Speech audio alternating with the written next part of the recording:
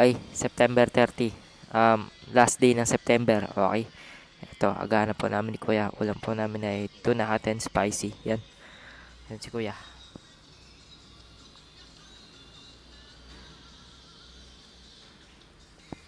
Martes po ngayon, September 30, 2014. Okay, kagahan na. Kain tayo ma. Basta.